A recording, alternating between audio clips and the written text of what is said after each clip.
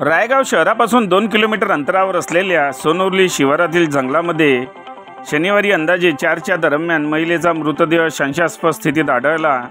घटनेची माहिती पोलिसांना मिळताच रायगाव पोलिसांनी घटनास्थळी धाव घेतली।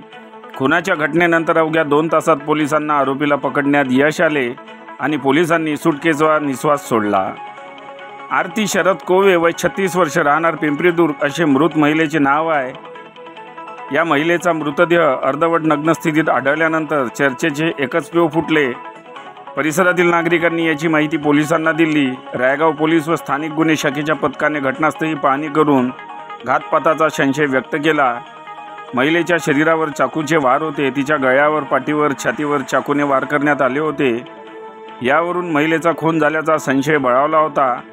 त्या दिशेनेच पोलिसांनी तपास सुरू केला। संशयास्पद स्थितीत महिलेचा मृतदेह आढळल्यानंतर तक्रार दाखल होण्यापूर्वीच पोलिसांनी संशयित आरोपीपर्यंत मार्ग काढला। या प्रकरणात संशयित आरोपी म्हणून गणेश शेपारी, राहणार रायगाव याला ताब्यात घेतले।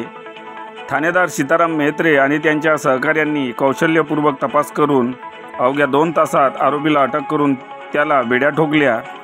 गणेश याच्यावर खुनाच्या आरोपाखाली व ॲट्रॉसिटी ॲक्टनुसार गुन्हा दाखल केला आहे। या घटनेचा पुढील तपास रायगाव पोलीस करीत आहे।